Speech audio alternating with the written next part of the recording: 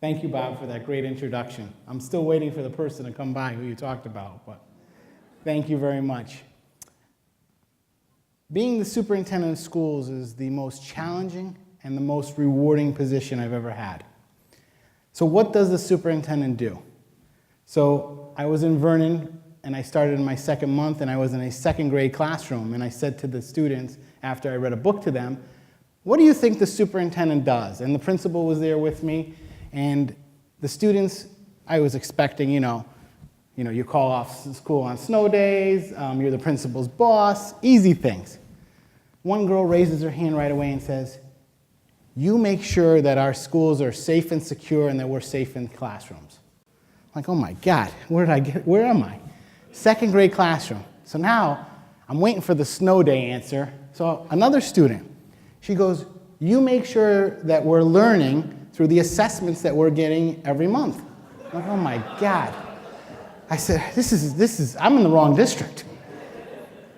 So suffice it to say, I didn't ask for any more questions. I snuck out the door. Thank you very much. Great class.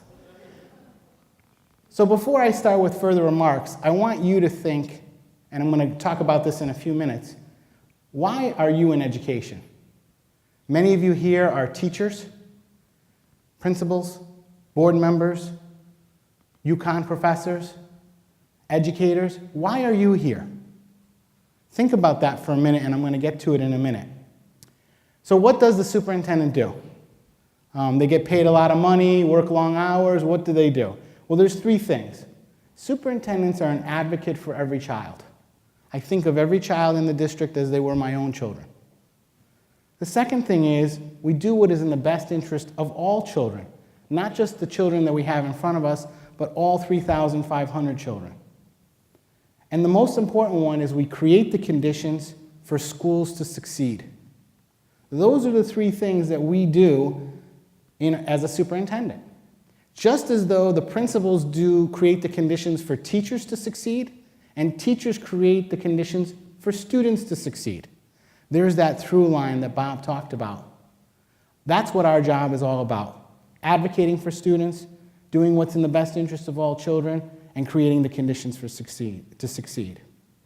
And our vision of educational excellence is, of course, student achievement. But student achievement is not just about test scores. Student achievement is about performance measures. Whether a student does a performance in a theater, that's student achievement. Whether they read a musical piece or sing in a choir, that's achievement. Those performance measures are critical. I've had the honor and the fortune of serving in 3 great districts, in Vernon, in Wolcott, and in Waterbury in leadership positions. And I'm happy to say that many people here are each from the 3 districts, and I really appreciate you coming today. The superintendency is a journey.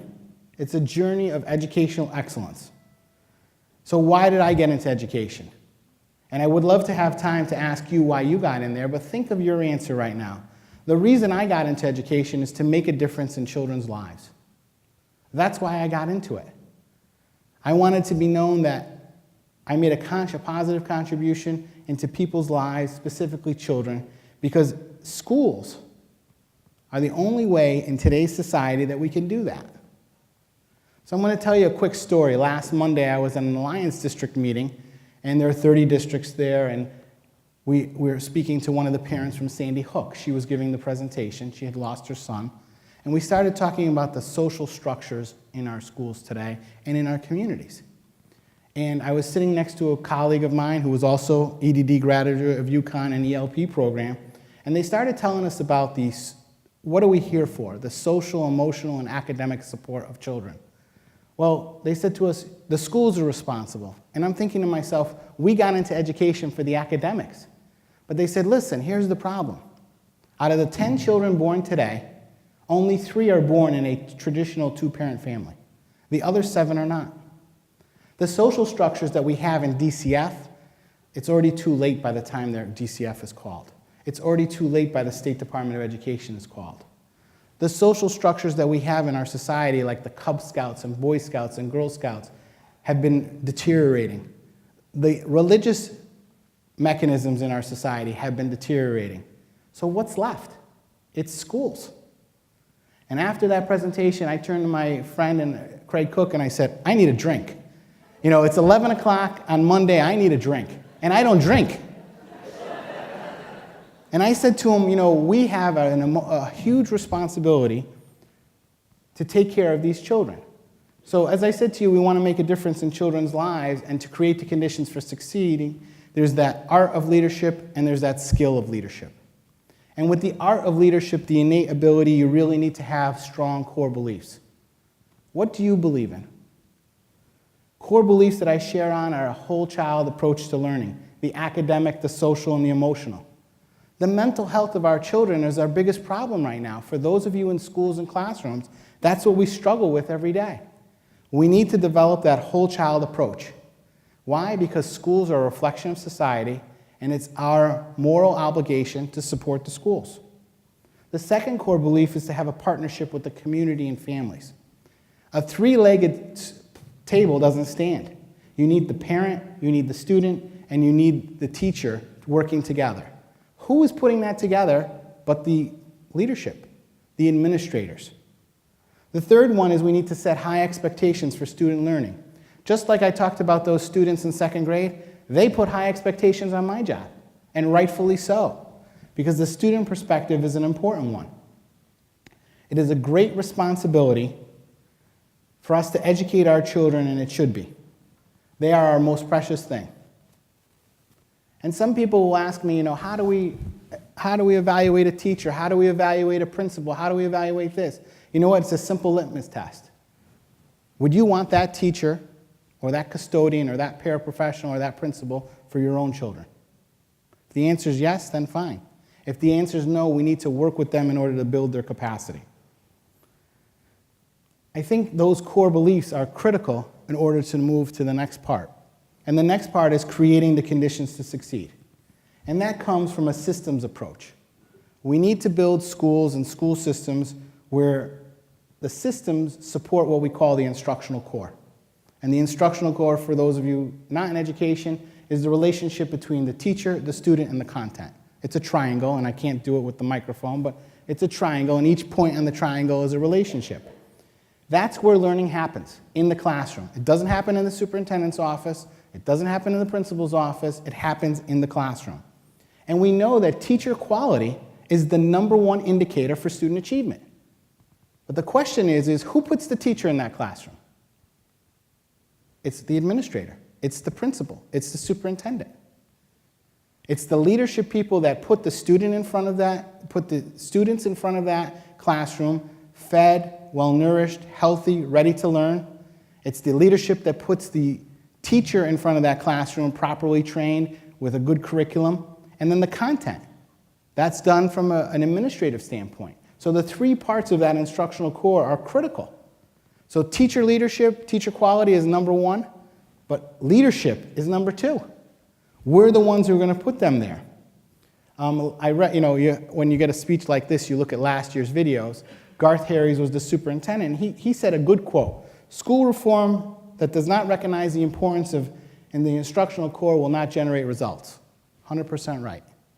In Wolcott, we had a long career there, great administrators, terrific teachers, a phenomenal board. After 5 years with me in the helm, they knew if it didn't come into the instructional core, don't talk to me. Talk to the hand, because we're not going to support it. If it's going to support the instructional core, we're going to do it. Funding, money, professional development, resources, whatever we need to happen. That instructional core is so important. So that builds into a systems approach. You know, you have your managerial leadership, your instructional leadership, and your political leadership. Those are the three buckets, the skill sets that we look for to promote the principalship, administration, and the superintendency. One of the administrators I work with at Wolcott had those three buckets perfect, and he was just named Elementary Principal of the Year. Those are the type of people that we need to get into leadership and to make things happen.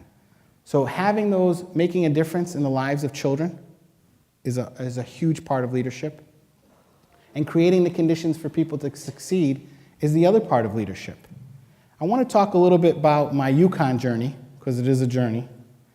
And I started here, remember those three things, managerial leadership, instructional, political. I started here in the College of Liberal Arts and Sciences in a degree in political science and a concentration in economics. One of the best things I ever did was had an internship at the state capitol. I was assigned to the appropriations committee. I learned politics firsthand. I got a degree at UConn. I was very happy. That was that political leadership, the skills that I learned here at UConn. Then I had the joy of going into the educational leadership program, the ELP program, with Dr. Villanova and Dr. Streifer. I learned so much from that. And as Bob said today, there's 169 towns in Connecticut, approximately 75 are ELP graduates. So we're taking over the state. Bob's the puppet master, controlling it all. But one of the best things was I find these things out later, is I did the internship in Wolcott. And I did the internship in Wolcott, and I loved every minute of it. I did 120 hours. It was a lot of work, board meetings till 1 in the morning, holding a full-time job. And as I was writing my speech, I just remembered we had our second child that year. So I did pretty good. We had the UConn program, I worked full-time, and a second child, all in 1 year. That was good. So the internship ends. This is a true story, by the way. I'm going off script for a second. True story. I finished the UConn program, and unbeknownst to me, that before I got assigned to Wolcott, Tom Smith and Bob Villanova were good friends, and Tom said to Bob, I may be leaving soon. Can you get me somebody who can take over? Oh, yeah, I'll get you somebody. So I get assigned. I do the internship, good relationship with the board, the whole 9 yards, it ends. In August, I get a phone call. Joe, you want to go golfing? Sure. I go golfing, I get in the golf cart, those of you who golf, and a piece of paper goes in my pocket. I said, what's this? He said, that's your next job. I said, what are you going to do? You pull out the paper. He says, we'll talk about it later. You pull out the paper, and the first thing I said, I can't do this. After 9 holes of golf and 1 or 2 drinks, I was in Wolcott 2 months later. So the power of the internships, whether it was in the state capitol or in the educational leadership program, are huge. And the ELP program with the courses in politics, the courses in policy, in data management, in leadership, helped me learn the managerial part of the superintendency. And of course, the EDD program. Being with colleagues like Anna Kutaya-Leonard and Alan Adley, we were a cohort. Every Tuesday night, we came here to listen to Richard Lemons and Casey Cobb, and for 2.5 years, every single week. Those people in that cohort program, if I need a problem or I have an issue, they're the first ones I call. That cohort program helped me build the instructional leadership. So going back to those key leadership parts, the political, the managerial, the instructional leadership, all came from UConn, and I'm happy to say that they came from UConn. I think something that we need to understand is we need good leaders in education today. We need strong leadership in education today. The example I gave you with the Alliance District, schools are the last place for society to make change in our children. And I know that's a difficult thing to say to teachers, and it's tough because not only are you doing the academic, oh, by the way, you have to do the academics too, and the social and emotional piece, and the mental health. It becomes a very, very difficult thing for teachers to do. But we need strong leaders so that they can create the conditions for people to succeed, so they can create that instructional leadership and that instructional core to make things happen. John F. Kennedy had a quote that said, leading and learning are indispensable to each other. And I believe in that every single day. They are indispensable for each other. So people will ask me, what's your vision for leadership? And after writing a doctoral thesis, you write a lot, you think differently. But my vision for leadership is working together as a team towards making learning with high expectations a priority for all children. That's what we need here in the state of Connecticut. That's what we need here in our nation today. Education is truly a great equalizer in today's society. With a solid education, children can learn to overcome the economic barriers and achieve their dreams in whatever career they may go for. It affords them the opportunity and the promise for success. I'm a first-generation Lebanese American. My parents left for educational opportunity. They didn't leave for economic opportunity. They left their country, they left their families so that we can get a better education in order to prosper in society.